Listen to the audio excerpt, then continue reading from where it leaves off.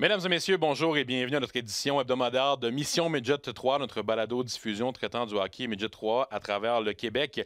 Une balado-diffusion qui est présentée exceptionnellement un lundi. Habituellement, on est davantage le mardi, mais cette semaine, contrainte d'horaire nous forçant à nous enregistrer le lundi après-midi. Alors, bienvenue à tous à cette émission, une émission qui est très chargée quand même. Je sais que je le dis régulièrement au début de mes émissions, mais cette semaine, on a quand même trois invités qui vont être avec nous. L'entraîneur-chef de l'Intrépide de Gatineau, Martin Lafleur, qui sera avec nous dans quelques minutes. Martin Lafleur qui a signé une prolongation de contrat avec l'Intrépide il y a quelques jours et avec qui on pourra discuter un peu de cette fin de saison pour l'Intrépide.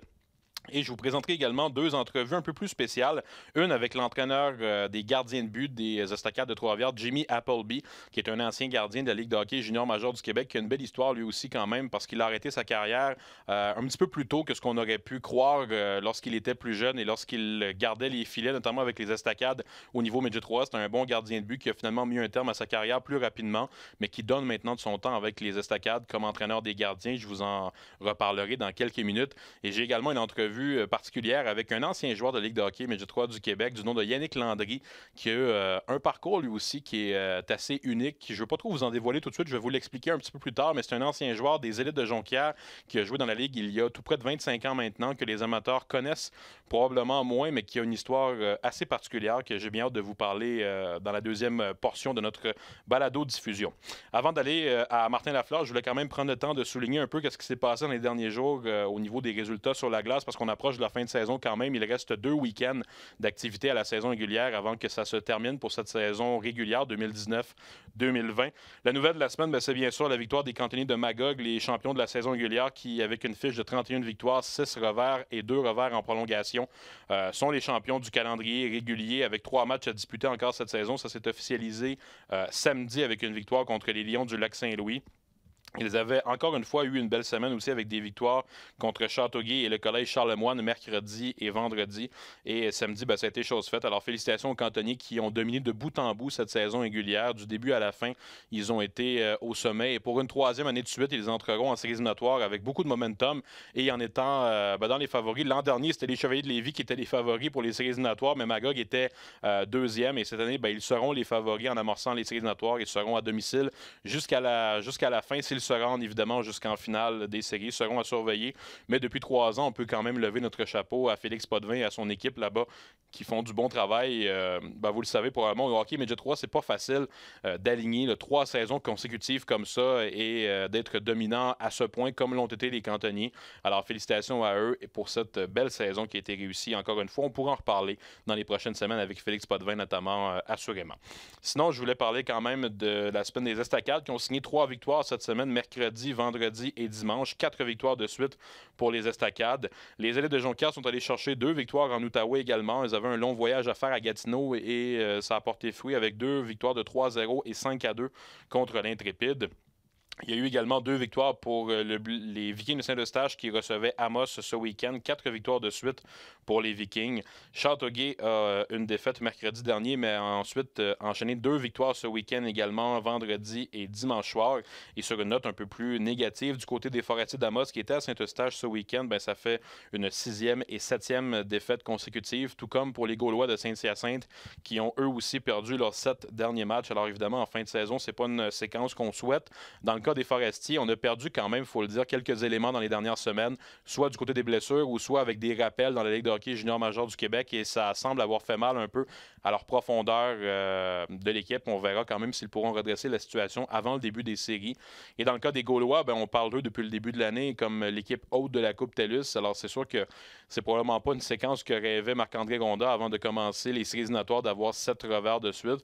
Restera quelques matchs à disputer d'ici à la fin du calendrier régulier pour peut-être enchaîner au moins une victoire ou 2 pour commencer les séries du bon pied, mais c'est une séquence plus difficile depuis le retour de la pause des fêtes pour les Gaulois. Alors, ça fait le tour un peu de ce que je voulais vous parler. Je vous reparlerai également des Chevaliers de Lévis et du Blizzard du Séminaire Saint-François dans quelques minutes, qui ont eu une belle lutte également cette semaine. Mais sans plus tarder, je voulais m'entretenir avec l'entraîneur-chef de l'Intrépide de Gatineau qui est au bout du fil avec nous, Martin Lafleur. Salut Martin, ça va bien? Ça va bien, toi? Ça va bien. Merci beaucoup d'être avec nous, Martin, cet après-midi. Martin, je veux parler un peu de votre saison à Gatineau. Vous êtes 8e au classement général, mais c'est très serré entre la 5e et la 9e position. Vous vous êtes battu tout au long de la saison parmi ces positions-là dans le top 10 de la Ligue. Parle-moi un peu de comment ça se passe pour vous cette saison, de manière générale, selon ton œil d'entraîneur-chef. Ben, c'est un petit peu à quoi qu'on s'attendait en début de saison. Là, on savait un petit peu le genre d'équipe qu'on avait. On visait justement ça, le milieu de classement là, pour s'assurer d'avoir une bonne saison, finir en force. On a eu des très bonnes séquences. On a eu des séquences un petit peu plus difficiles, là, une petite série de défaites en novembre qui nous a un petit peu ralenti au niveau du classement. Mais somme toute, on est quand même assez satisfait de la saison. On parle souvent d'une saison dans la Ligue Midget 3 comme d'un long processus. Les entraîneurs nous le disent souvent qu'on veut amener notre équipe à être le plus près possible pour les séries éliminatoires. Là, on s'y approche des séries éliminatoires. Est-ce que tu trouves que tu as un bon momentum quand même? Tu as perdu 2 matchs ce week-end contre Jonquière, mais de manière générale, sens-tu que ton équipe est prête pour là où tu voulais l'amener pour le début des séries qui vont s'amorcer dans 2 semaines? Ben, c'est sûr, je suis content comment on a débuté l'année 2020. Là, on venait d'une séquence de 5 victoires avant les 2 défaites contre Jonquière. Puis malgré le fait, les 2 défaites contre Jonquière, j'ai aimé plusieurs choses de notre équipe, la manière qu'on a joué. Faut donner crédit à Jonquière aussi. Le gardien Blackburn a été exceptionnel pendant les 2 matchs. Puis je pense que c'est des matchs plus serrés que le pointage l'indique. Donc, oui, on est quand même satisfait. On aime la manière qu'on joue, mais il reste encore 4 matchs, puis il y a des petites choses à travailler de notre côté. De ton côté, Martin, c'est ta 5e saison avec l'Intrépide de Gatineau. L'an dernier, vous avez eu une superbe saison, 3e rang du classement général et les demi-finales en séries éliminatoires. Ça avait été la meilleure saison de la concession depuis 1997. Parle-moi un peu du parcours que tu as avec cette équipe-là depuis 5 ans maintenant. Vous semblez être sur un bel élan à Gatineau ou en Outaouais. Sur la glace, en tout cas, là, ça se passe bien depuis quelques années de manière générale. Oui, exactement. Moi, je suis très, très fier du travail de toute l'organisation, de nos bénévoles, de tous les entraîneurs, de tous les gens qui gravitent autour de l'équipe, nos joueurs des dernières années. Je pense qu'on était en mesure de remettre un peu l'Intrépide dans des conditions gagnantes. Je pense que l'Intrépide, c'est maintenant une équipe là, qui est pas qui est plus difficile à affronter. On n'est pas à prendre à la légère. Je pense que les équipes savent qu'on se présente à chaque jour. Puis ça, on est très fiers de ça comme organisation. J'en ai parlé un peu en début d'émission. Tu viens de signer il y a quelques jours une prolongation de contrat avec l'Intrépide. D'abord, félicitations pour cette nouvelle-là. Puis je voulais te demander un peu qu'est-ce que ça représente pour toi. Tu as signé une prolongation de plusieurs saisons là, avec l'Intrépide. Alors vraiment, tu sembles attaché avec cette équipe-là puis tu veux poursuivre sur ce que tu as commencé depuis quelques années? Ouais, tu sais, moi, je vois un an à la fois. Je suis quand même, tu sais, je suis gestionnaire du gouvernement fédéral, donc ça demande beaucoup de sacrifices de mon côté. Donc, de me réengager comme ça, je suis très, très fier. Je suis fier de la confiance de l'organisation. Je suis encore motivé par le défi qu'on a à chaque jour, le défi qu'on a comme organisation. C'est quelque chose qui me motive beaucoup. Si on parle un peu, si on remonte un petit peu dans le temps, tu avais entraîné l'Intrépide de Gatineau en 2003. Tu es associé avec l'Intrépide et la ville de Gatineau depuis 2003. Il y a eu une pause entre 2006 et 2013, mais ça remonte à loin quand même ton attachement avec cette équipe-là. Puis, comme tu en parles un peu, malgré les défis de ta réalité professionnelle et personnelle, tu as réussi quand même à garder cet attachement-là avec l'Intrépide. Tu es vraiment identifié comme un des hommes de fer là, de l'Intrépide de Gatineau depuis 20 ans? Ben, je suis très fier de ça. J'ai fait un premier séjour avec l'Intrépide durant 3 saisons. Puis qui avait quand même très bien été. Après ça, bon, avec les enfants, j'ai fait une petite pause. Je suis revenu par la suite 2 ans assistant au niveau junior majeur avec Benoît Gros et les Olympiques. Puis je pense que là, la piqûre elle a vraiment repris. Puis j'ai une opportunité de faire un retour avec l'Intrépide. Puis j'ai vraiment l'équipe à cœur. J'ai vraiment le logo de Tato sur le cadre. C'est quelque chose qui me rend très fier, malgré le fait que, tu sais, on est un plus petit bassin, mais on réussit quand même à compétitionner puis à tenir tête aux équipes là, de premier plan.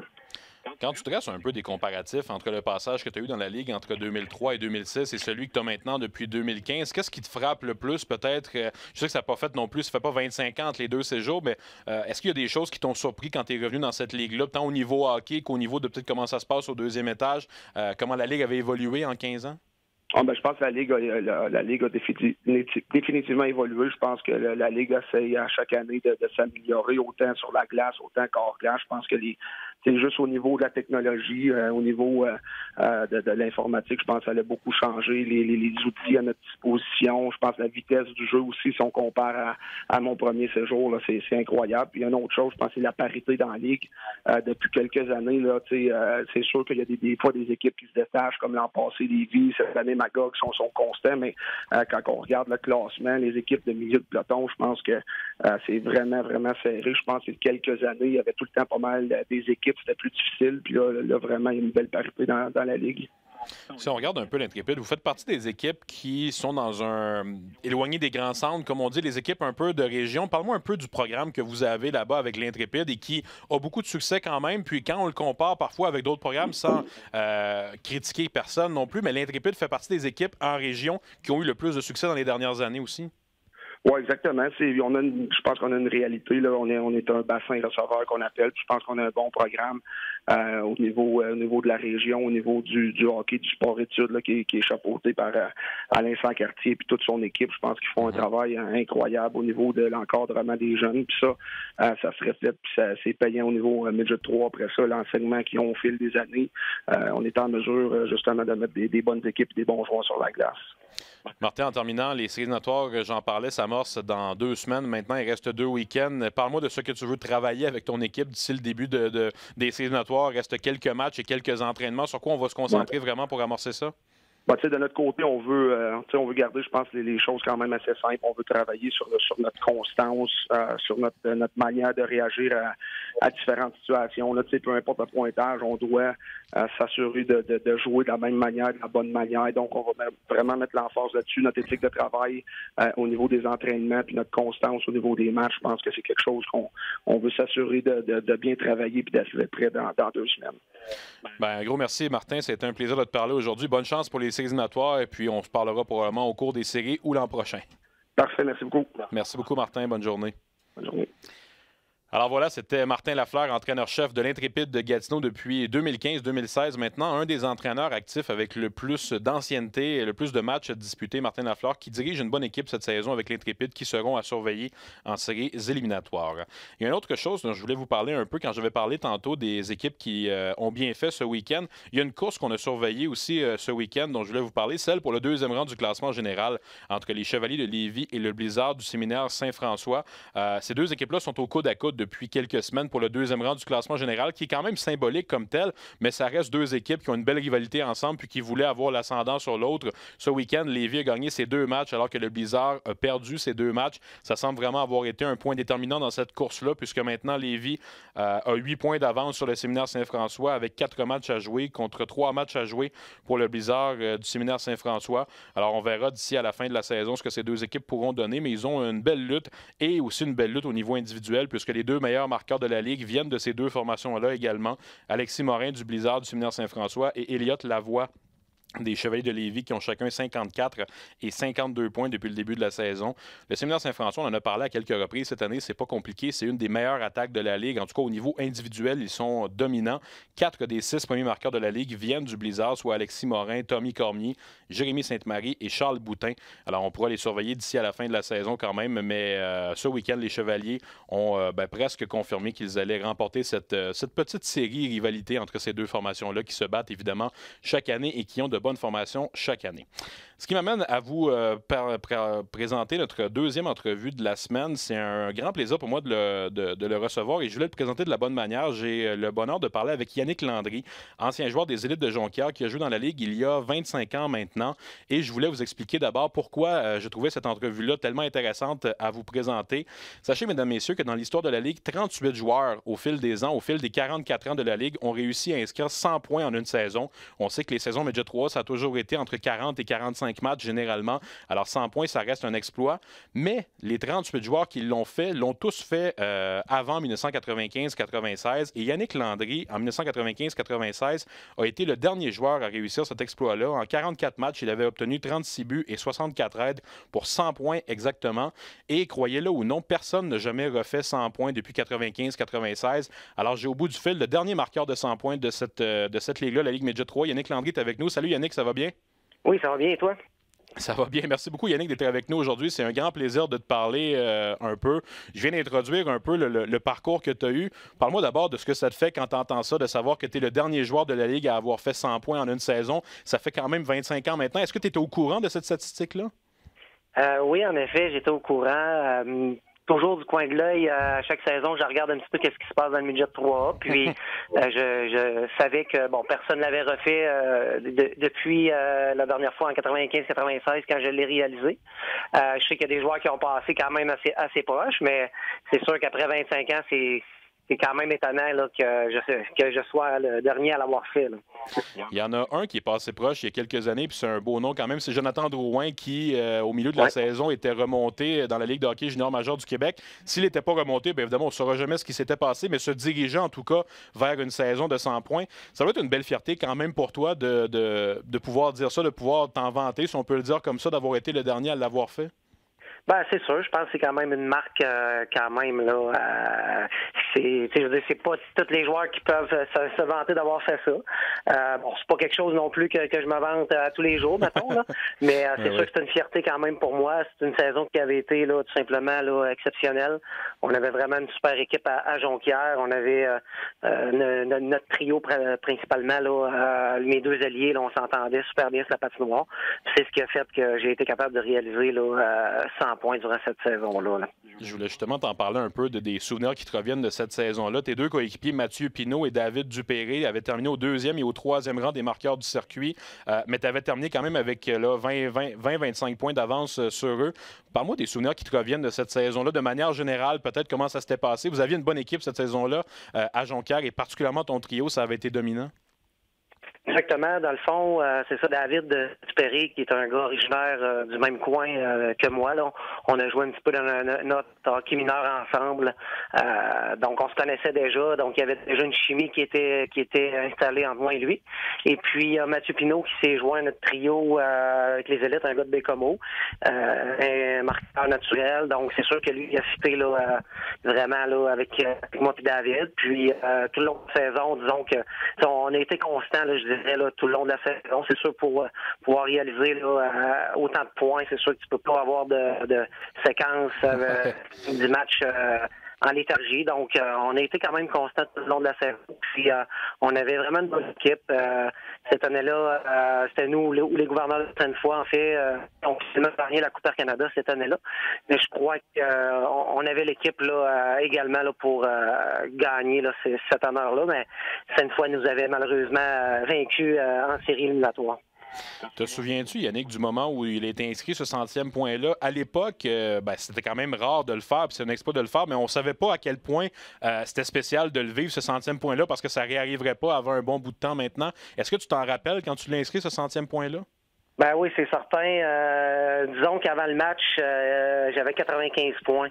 Donc, c'est sûr que quand j'arrivais à l'Arena, je me rappelle fort bien que j'avais une idée en tête, c'était d'atteindre le 100 points. Je savais que ça serait pas facile, surtout contre Sainte-Foy, qu'il y avait une rivalité entre nous et les élites. Et puis, ce match-là, on l'avait gagné, je pense, 10-2.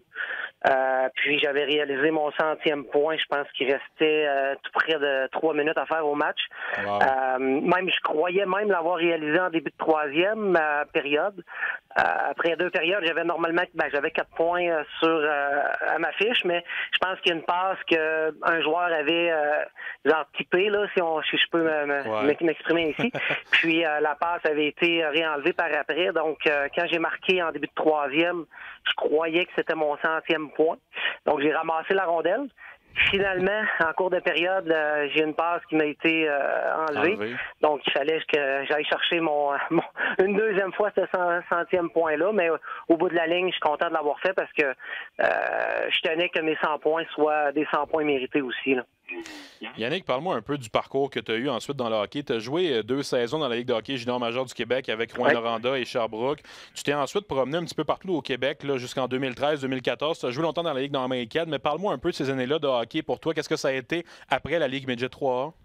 Ben, c'est ça, après la ligne Midget 3, dans le fond, moi j'avais été drafté par le repêché par le Laser de Saint-Hyacinthe. J'avais joué quelques matchs durant ma deuxième année Midget 3 avec eux. J'avais fini les séries éliminatoires avec eux. Ça, c'est l'année que les Prédateurs de Granby là, avaient gagné la Coupe Memorial. Là. J'avais justement joué contre eux en série avec le Laser, Normand Flynn qui était l'entraîneur. Ouais. Et puis l'équipe a déménagé à Rouyn-Noranda. Donc l'année d'après, je me suis ramassé là, à Rouyn-Noranda. Donc j'ai joué une année pour les Huskies. À ma deuxième saison, camp d'entraînement, j'ai subi une blessure quand même assez importante à une cheville qui a été un petit peu mal diagnostiquée au départ au camp d'entraînement. En tout cas, pour faire une histoire courte, j'ai raté là, pratiquement les 3 quarts de cette saison-là. J'avais fini l'année dans mon coin, là, il y avait une équipe junior 3 dans les Maritimes, où ce que je demeure dans la vallée de la Matapédia, c'était à peu près 50 minutes de chez moi. Donc, j'avais terminé la saison là-bas, puis j'avais quand même eu une bonne fin de saison. On s'était rendu l'équipe au championnat Est canadien, là, qui était à Joliette. Ouais. Puis j'avais connu un gros tournoi, ce qui a fait que j'ai été capable de revenir au niveau junior majeur, mais cette fois-ci avec les Castors de Sherbrooke. Donc, j'ai fini mon stage junior avec Sherbrooke, mon année 20 ans. Par la suite, moi, ce que j'avais en tête, c'était, par le style de jeu que j'avais, peut-être pas un gros gabarit, tout ça. Puis, dans ces années-là, c'est sûr que le hockey était différent un petit peu d'aujourd'hui. Pas quand tu étais un petit peu plus petit, disons que tu avais toujours t'avais toujours deux prises contre toi, là. Et puis je visais peut-être un peu plus l'Europe, mais avant de partir en Europe, mon but c'était de finir mes études, ce qui a toujours été important pour moi. Et puis j'ai joué 1 an pour l'université à Trois-Rivières. Par contre, c'est ça, j'ai décidé après cette saison-là, pour diverses raisons, d'aller jouer dans la Ligue semi-professionnelle du Québec. Puis finalement, j'avais eu un offre là, je pense après mon année junior là, pour aller jouer en Europe, mais je voulais y aller un petit peu plus tard. Puis finalement, j'ai commencé à jouer dans la Ligue semi-pro qui est devenue la Ligue nord-américaine de hockey.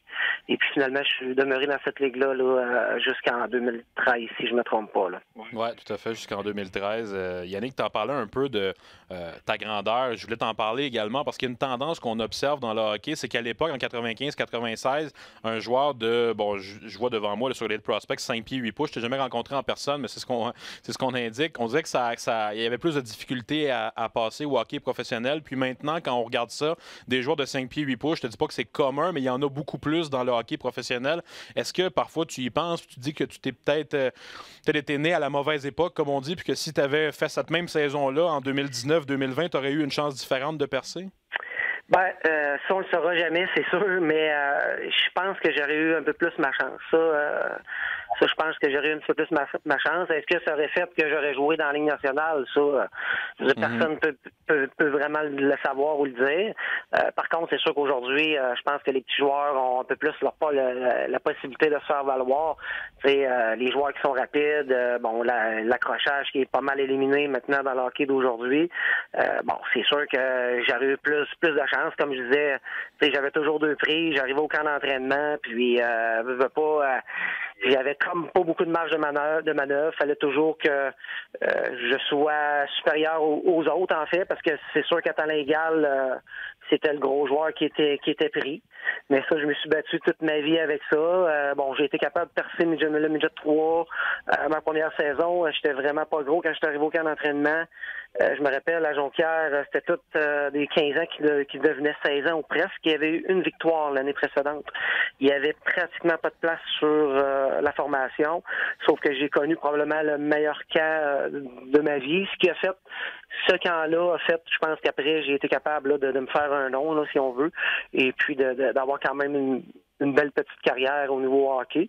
Mais Martin Daou, qui était l'entraîneur des élites à ce moment-là, c'est sûr que j'y dois une fière chandelle dans le sens que il aurait pu faire comme des coachs, dire il est trop petit, ça marchera pas, même si j'avais eu un bon camp d'entraînement. Il m'a fait confiance, puis la deuxième saison, même chose, il m'a fait confiance. Comme je disais, il me laissait jouer là, puis j'y en ai donné. Puis c'est ce qui a fait que par après, j'ai fait mon nom, même si j'étais pas gros, j'avais quand même fait mon nom au niveau Midget 3, puis ça m'a servi par la suite, là. Yannick, on dit souvent que la Ligue de hockey Midget 3, on veut préparer des joueurs de hockey puis de la meilleure des manières possibles, mais on veut aussi préparer de bons hommes pour la vie adulte ensuite. Tu en parlais de ton parcours à l'école aussi qui est important pour toi. Est-ce que tu as l'impression quand même que la Ligue Midget 3 t'a apporté beaucoup humainement là, pour lancer ta vie d'adulte ensuite? Parce que c'est un peu ça aussi le but de la Ligue Midget 3. Faut pas se cacher quand même que c'est un tellement faible pourcentage des joueurs de la Ligue Midget 3 qui vont vraiment faire carrière et faire beaucoup d'argent avec le hockey qu'il faut quand même préparer. Qu'est-ce qui s'en vient ensuite? Oui, exactement, tu l'as dit. Moi, je suis parti de la vallée de la Matapédia. À l'époque, aujourd'hui, ça serait à Rivière-du-Loup. Là, il y a un club Midget 3 à Rivière-du-Loup, mais à l'époque, c'était Jonquière, l'équipe où ce qu'on était attitré, le territoire. Donc, Jonquière avait quand même un grand territoire, là. Tout ce qui était Côte-Nord, Saguenay-Lac-Saint-Jean, mais également Bas-Saint-Laurent, Gaspésie et la Madeleine. Donc, moi, c'est sûr que je suis parti de Cause-Abscale, mon petit village natal. Et puis, bon, je m'en allais à Jonquière. C'est sûr que j'étais quand même assez loin de ma famille. Donc, c'est sûr que ça l'a aidé vraiment au niveau de gagner en maturité, de devenir plus autonome. Donc, c'est sûr que c'est une école de vie. La ligne Jet 3 a été un tremplin pour moi, là, puis ça m'a servi là, le reste de mes années. Je veux dire, c'est une école de vie. Le hockey est une école de vie en partant. Puis le fait là, de m'avoir exilé un petit peu loin de chez moi, ben ça m'a forcé là, à devenir un petit peu plus autonome. J'étais chanceux aussi d'avoir une super famille de pension pendant 2 ans. Je demeurais aussi avec mon ailier là, David Dupéré. Et puis c'est vraiment des expériences qu'on peut pas oublier. Puis ce qui est drôle là-dedans, c'est que j'ai revu ma famille de pension. Je les avais pas revus depuis peut-être 20 ans. Là. Je les ai revus l'année passée. Là, ma petite fille joue au hockey, puis on était en tournoi à Montréal. Puis ça a donné que, en tout cas, on a réussi à se rencontrer. Donc, c'était vraiment le fun. Je pense que c'est un beau message que tu envoies quand même de ce que c'est vraiment la Ligue Midget 3 puis de ce qu'on veut former quand même. Yannick, en terminant, je voulais te demander peut-être cette saison de 100 points-là dans la Ligue Midget 3, où elle se classe dans tes souvenirs, peut-être tant au hockey que dans ta vie personnelle que tu as eue. Qu'est-ce que tu en gardes le plus comme souvenir, puis qu'est-ce que c'est peut-être la plus grande fierté à travers cette saison-là que tu as réalisée? Bon, c'est sûr que cette saison-là demeure une de mes plus belles saisons à vie, là, ça c'est certain. Je veux dire, c'est quand tout fonctionne bien, puis la confiance était là, j'avais la confiance des entraîneurs. Puis cette saison-là, ce que ça m'a donné, c'est comme je disais, un tremplin pour le reste de ma carrière. Ça m'a tout simplement donné beaucoup de confiance, même si j'étais pas un gros joueur, gros gabarit. Je pense que j'étais capable de démontrer cette saison-là que j'étais capable de performer à un haut niveau, ce que plusieurs peut-être doutaient, comme je disais, à cause de mon gabarit, mais ça a été vraiment pour moi un tremplin pour la suite des choses. J'ai pas été capable de jouer dans la Ligue nationale. C'est sûr que, comme je disais, dans ces années-là, c'était pas toujours évident pour les petits joueurs. Par contre, j'ai été quand même capable de jouer au niveau junior majeur, qui est une expérience aussi là, quand même super là, intéressante. Puis dans la Ligue nord-américaine, où quand même j'ai connu là, une belle carrière là, à ce niveau-là. Là. Je pense, Yannick, que tu peux être très fier de la carrière que tu as eue. Merci beaucoup d'avoir été avec nous aujourd'hui. J'avais vraiment hâte de te parler puis de faire connaître ton histoire un peu aux gens, parce que je pense pas qu'il y a beaucoup de gens qui la connaissaient, mais je vais toujours pouvoir dire, en tout cas pour un bon bout de temps encore, je sais pas c'est quand la prochaine fois que quelqu'un va faire ça, mais tu es le dernier joueur qui a réussi 100 points en une saison. Félicitations pour ça encore, puis merci d'avoir été avec nous aujourd'hui. Ben, gros merci, ça fait plaisir. Salut Yannick, merci. Salut, bye-bye. C'était Yannick Landry, ancien joueur des élites de Jonquière, qui a joué dans la Ligue Midget 3, 2 saisons, dont une en 95-96, où il a réussi 100 points en 44 matchs, et c'est le dernier joueur à avoir fait cet exploit-là. Le 38e et dernier depuis les 25 dernières années, malgré tous les noms qui ont pu passer dans la Ligue Midget 3, que ce soit Jonathan Drouin, Alexis Lafrenière, puis il y en a tellement nommés à travers les dernières 25 années. Personne n'a réussi à inscrire 100 points. Le hockey, évidemment, a beaucoup changé, puis peut-être moins offensif qu'à l'époque, mais ça reste un beau fait d'armes que Yannick Landry a réalisé, puis ça me faisait plaisir de partager son histoire aujourd'hui. En terminant, j'avais une autre entrevue que je voulais vous présenter également, que j'ai réalisée en décembre dernier, comme je vous en parlais en début d'émission, avec Jimmy Appleby, un ancien gardien dont le nom vous dit peut-être quelque chose. Il a gardé les filets des Remparts de Québec et du Drakkar de Bécomo il y a une dizaine d'années au niveau junior majeur, mais il avait aussi été un ancien gardien des Estacades de Trois-Rivières au niveau Midget 3A. Un gardien qui a pris sa retraite prématurément alors qu'il joue avec le Drakkar de Bécomo il y a une dizaine d'années maintenant. Alors qu'il était encore en âge de jouer au hockey junior majeur, il a choisi de se retirer. Ça a pris quelques années avant que finalement on retrouve le goût de revenir jouer au hockey de revenir dans l'environnement du hockey avec les Estacades de Trois-Rivières. Et puis je vous présente cette entrevue-là que j'ai réalisée avec lui en décembre à l'instant. Jimmy Appleby, entraîneur des gardiens des Estacades de Trois-Rivières. Merci, Jimmy, d'être avec nous. Merci à vous autres. Jimmy, depuis quelques années, tu es maintenant entraîneur des gardiens avec les Estacades. Tu as eu une carrière toi-même de gardien de but qui s'est terminée en 2013 dans la Ligue de hockey junior majeur du Québec. Tu avais arrêté de jouer un petit peu plus jeune, à 19 ans à l'époque, pour. Je pense que tu n'avais peut-être plus la passion nécessairement pour le hockey. Parle-moi d'abord un peu de cette fin de carrière-là et de comment tu es venu ensuite à reconnecter avec le hockey en étant avec les Estacades. Bien, exactement. En fait, j'avais arrêté pour la simple et unique raison que je me remettais beaucoup en question, savoir si ma place, c'était comme gardien de but au hockey. Puis j'avais pris la décision d'arrêter. Et en donnant du temps aux estacades, que ce soit avec des niveaux sport-études, n'importe quel groupe, j'ai retrouvé une autre facette. J'ai vu une autre facette du hockey que je ne connaissais pas énormément avant, qui était le coaching. Donc ça m'a permis de reconnecter avec mon amour de hockey. Comment on t'a présenté un peu ce projet-là pour revenir avec les estacades? Est-ce qu'au début, tu en avais peur un peu du hockey? Est-ce qu'à quelque part, tu n'étais pas certain si tu voulais reconnecter avec ce sport-là? Comment ça s'est fait? Bien, ça s'est fait graduellement. Au tout départ, là, c'était pas avec le midget 3 que j'étais entraîneur des gardiens. Tout simplement, en 2013, j'ai commencé à donner du temps au sport-études. Et de fil en aiguille, j'ai été au midget espoir. Puis lorsque Steve Mongrain est monté avec les Cataractes de Shawinigan comme entraîneur des gardiens, bien, j'avais une place qui était disponible comme entraîneur de gardien aux estacades de midget 3. Tu as un vécu qui est différent quand même. Quand tu parles avec tes gardiens, on va les appeler comme ça, les gardiens que tu supervises avec les estacades, quel genre de message tu penses que tu peux leur apporter différent peut-être des autres entraîneurs un peu par rapport au vécu que toi tu as? Ben, tu sais, c'est pas quelque chose que je leur parle beaucoup. Je leur parle pas exactement de mon vécu. J'essaie juste de... Je peux comprendre quand ils ont des passes un peu plus difficiles, mais chaque gardien est tellement différent que peu importe le vécu de l'entraîneur, je trouve que chacun peut amener un petit peu sa recette. Mais de mon côté, je pourrais dire que j'aime ça apporter un côté humain à la position de gardien.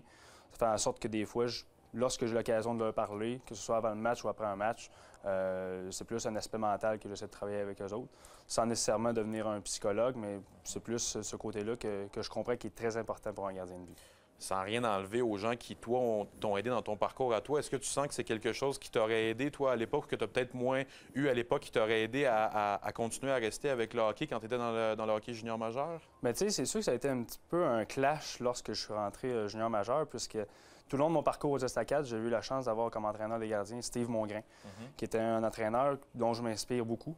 Puis, lorsque justement j'ai quitté les estacades pour aller dans le junior, bien, c'est quelque chose aussi qui n'était pas nécessairement là à Québec. On avait un conseiller dans des entraîneurs de gardiens, puis on avait un coach de gardien à Bécomo qui était là à temps partiel. Un petit peu comme que je fais là. Dans le fond, aux estacades, en ce moment, on est 2 entraîneurs encore. Steve donne beaucoup de temps au niveau des pratiques, puis moi, j'en donne au niveau des matchs.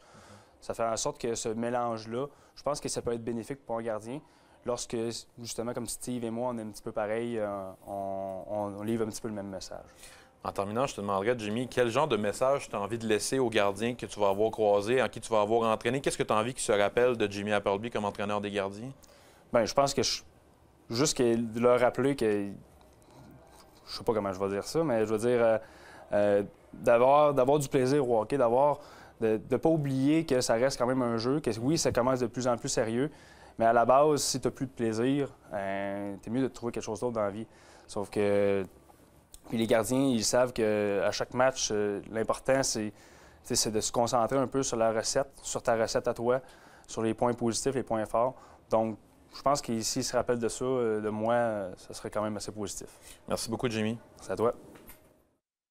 Voilà, c'était Jimmy Appleby, entraîneur des gardiens de but des Estacades de Trois-Rivières depuis quelques années maintenant, qui redonne de son temps maintenant d'une manière différente peut-être que celle qu'il a vécue lui-même il y a une dizaine d'années à travers le hockey. Mais je trouvais que c'est une histoire intéressante également à vous partager.